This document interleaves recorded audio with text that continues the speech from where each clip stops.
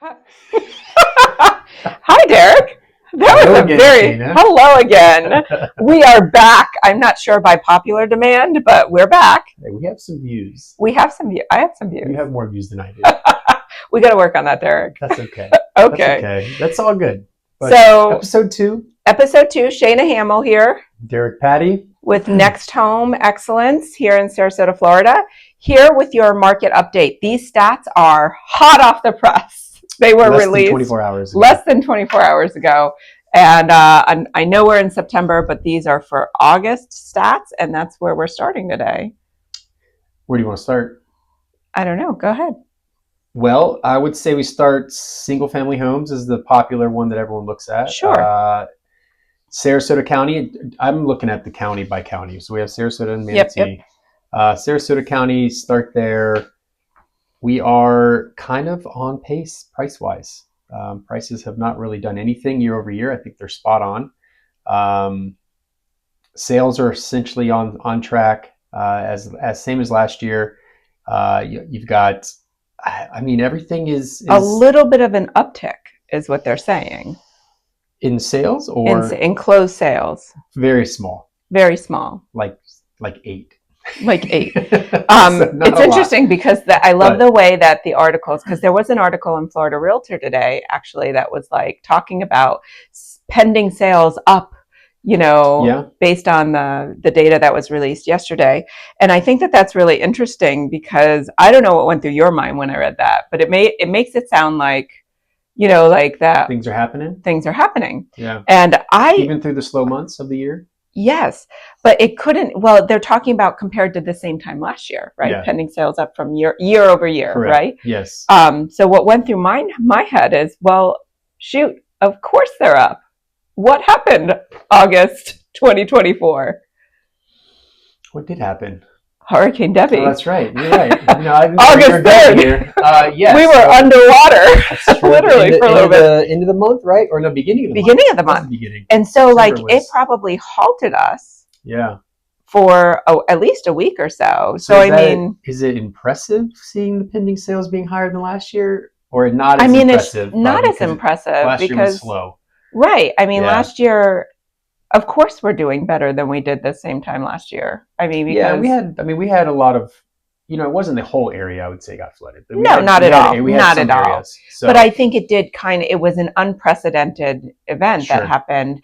And so there was some halting in real estate transactions. When you have something like that, when you have even if you have a hurricane hit, yep. You have, they have to go back. Appraisals sometimes have to get revisited for mortgage companies. There's a lot that has to happen. Insurance wants to make sure that things are proper still before they insure and bind the policy. Yep. And so there's a lot of things that could have stalled sales for the month of August and pushed sales forward. Yep. So I wasn't surprised. And I think September, October, we're going to see similar things. We're going to see, we are having a great hurricane season here. Nothing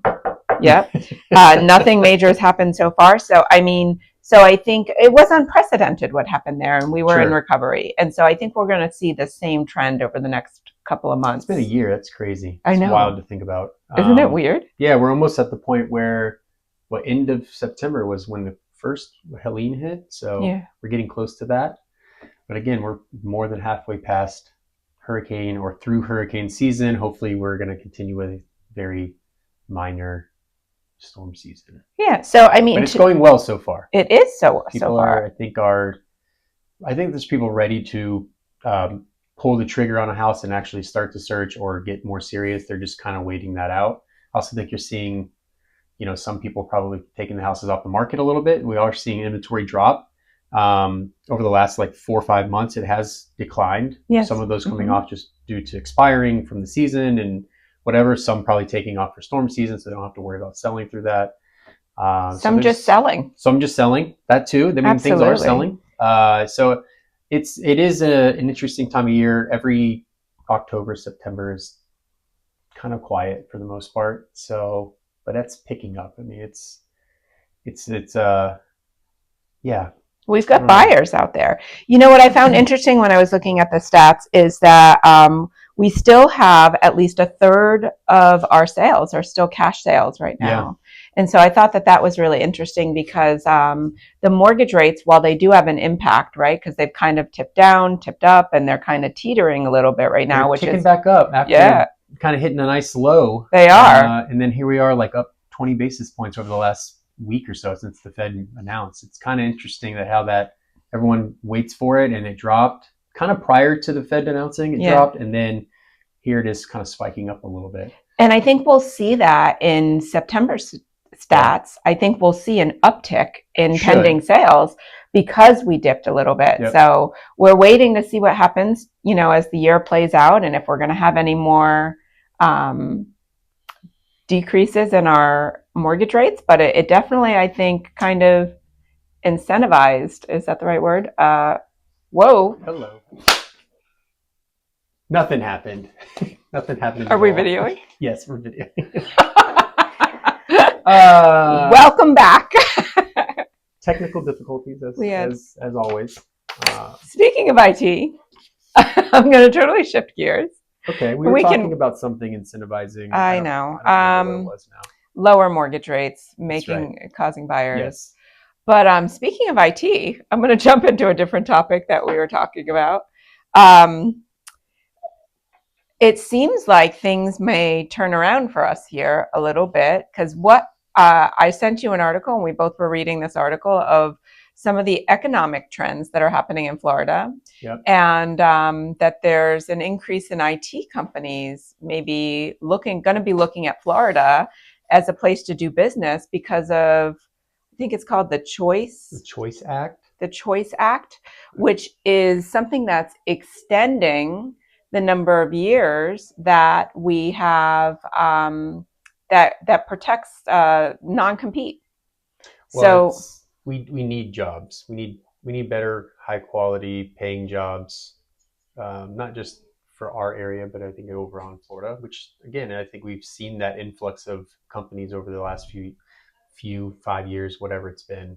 But we have seen that sector growing. It is. Which is good. But I think that this Choice Act is making Florida more attractive because it was a 2-year non-compete limitation, and now they've extended that to 4 years. Yep. So these companies are going to be more attracted to be doing business in Florida because they can have the agreements written here. I think non-competes are crazy. It's a whole other topic. But that is a whole other topic. I'm not saying that. I'm not saying I agree with it. Who sign that? No. Right. Well, that's beyond the question, but the fact that it could push some of these IT companies and AI companies to Florida could be great job opportunities going forward, which could make this a more profitable aspect of real estate. Yes. Well, I mean, it's a trickle down. It is absolutely a trickle down. I was thinking the exact same thing. So I do think it will. How we track that, I don't know. But I mean, as long as you see your area seeing these jobs come into play, and people come into the state, maybe they're transferring or they're buying homes, and all the things are intertwined in some capacities. People have to live somewhere if they're transferring with their companies. Absolutely. So, and I know the Sarasota, like Visit Sarasota County, the EDC, they do a very good job kind of keeping an eye out on other companies that are looking for space that maybe Florida and our area specifically could actually, see a commercial. How can we help you come to Florida? Because they're constantly trying to do that, which is great. Incentivizing them as well, whether it's the different avenues that they're looking at, how they can sweeten the deal for them to come to Florida, because they do want, at the end of the day, they want the revenue that they bring to the state and the local economy and all the things. So it will be interesting to watch. But I mean, Florida's already desirable. It's only going to make it more desirable if you actually have more high-paying jobs for people to come to Florida for. It's maybe we'll get away from the whole retiree state concept. So speaking of which, that leads me into a very good topic. This was not planned. Nothing that we do is planned. So in reading that Florida Realtor Economic Data Report, I had a good time reading the stats this week. I will tell you that I giggled, and maybe I'm just in a giggly mood. So I giggled through a lot of them. And one of them is that if you read this economic report, which they release it twice a year. So the most recent one came out was published July 2025. And it talks about who the demographics are buying, what the demographics look like in the state of Florida. So, Derek. I don't remember what the stats were, so don't you dare ask me. I'm not going to ask you. I did not review that in advance of this. I won't. I will be honest. I will share it with you with the help of a friend of ours. We have in the room with us. Well, I'll save that for later. Do you know who the top demographic group is owning property in Florida? Like the group of what? Group, yeah, like whatever. What the group is. I'm gonna say millennial. Married couples, actually. So the way that they looked at it. Okay. Do you know what the second largest group of single women? Single ladies. All the single ladies, all the single ladies, all the single ladies, all the single ladies, put your hands up. Woo! Okay, so thanks to our marketing manager, Andrew Contillo. Come say hi. Hi. I coached him this morning and I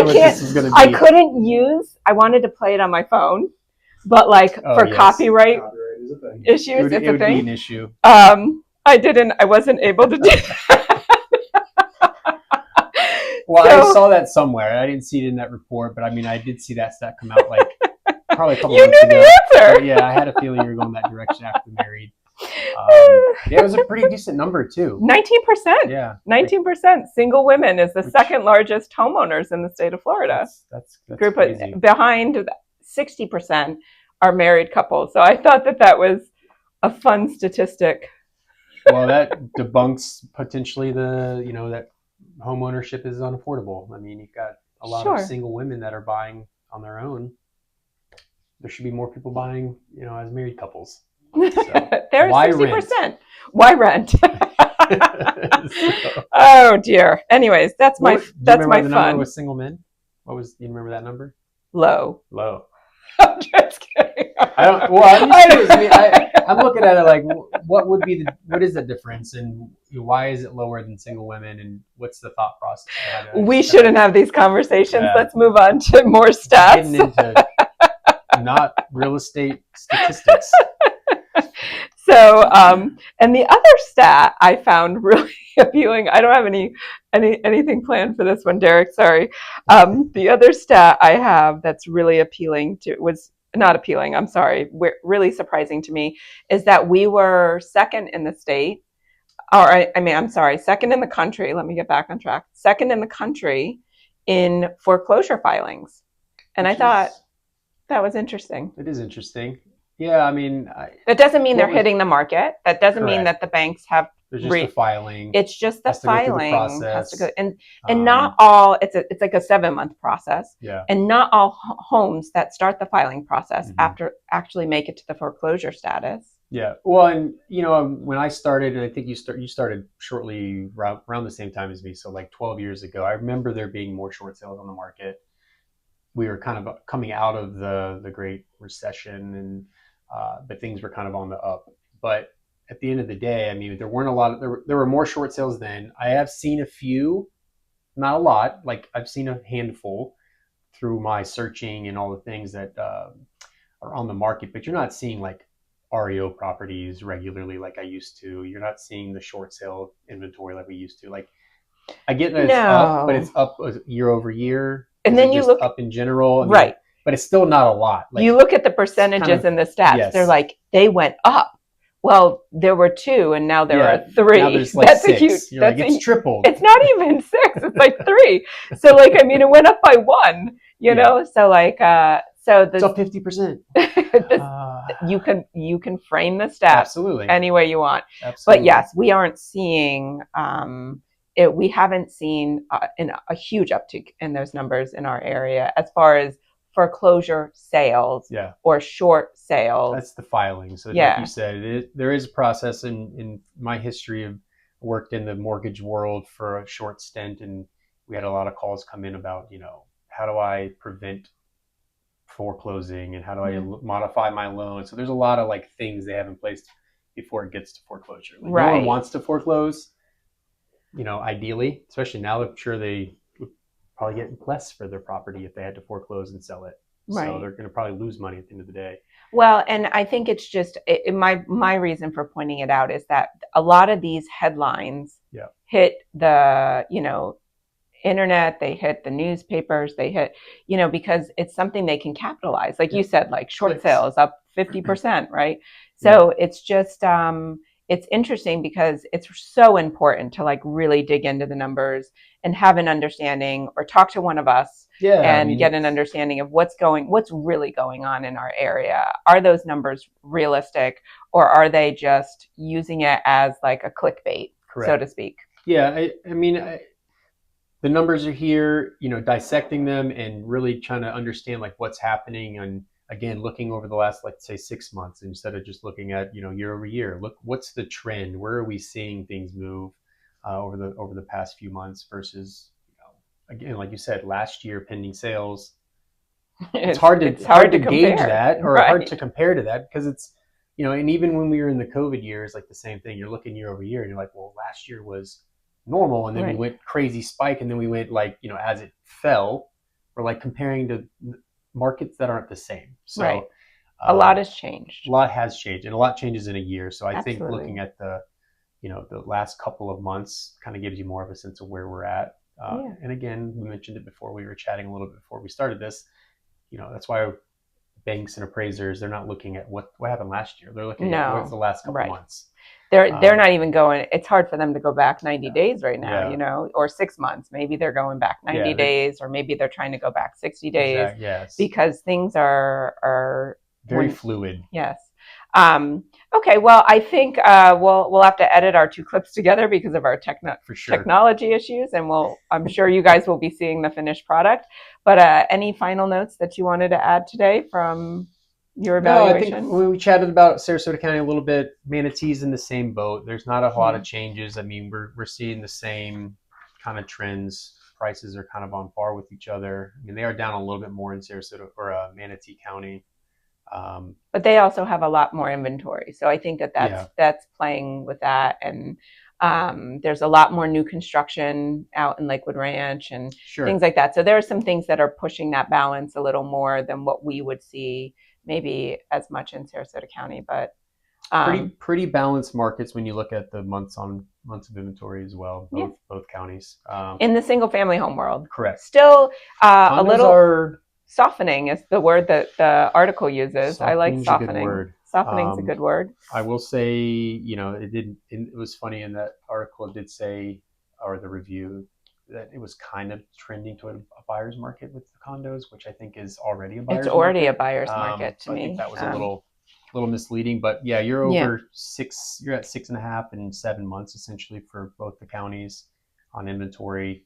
And longer days on market. Yeah. So, I mean, and the interesting thing that I noted was that the cash sales in the condo market have increased. So you're at like 50 and 60% of the sales last month were cash, which as prices dropped, I don't know, maybe there's more investors buying those, or someone's like, you know what, let's jump in now while they're lower priced, and they're not going to be like that forever. No. It will all settle and things will continue to improve. But I think it's a great time to buy now, either or. Sure. I think the dust is settling in the condo market a little bit because the legislation is shifting with us to try to help alleviate some of the reserve pains of the associations and things like that, so that they're not facing such harsh assessments. So I think everything's in the insurance world is trying to work with us. I think everything is starting to, kind of calm down a little bit, and great time to buy now. Not sure what happens as we go into the next couple of months, because season is right around the corner for us. Be here, quote unquote, quickly. Season. Yeah. But I do think, with those prices in general, in terms of condos, you are seeing like 10 to 13% reductions over last year. So I mean, it's a huge reduction. So it is a great time if you are looking for something that's lower priced. You want to get into something like that's, yes, you have fees. Yes, you have some other expenses on those, but the price point is much more affordable. And again, as time goes on, like they're not going to stay down forever. No, and but for right now, we'll see what happens next month. So that's true. It's true. So with that, that's it. We thank you for watching us again. If you've made it this far, Not bad. This one was better than the last, and they're only getting better from here. Let's hope. If not, I'll bring some humor into it for sure if I can. This was a fun one for me. This was fun. Sorry, Derek, I kind of blindsided you there. A little blip in the middle. Little blip in the middle. All good. All good. Thank you very much, Derek. Thank you guys. Well, follow us, watch our YouTube. Subscribe, comment. Hit the bell, notifications on, all the things. All the things. And we'll see you next month.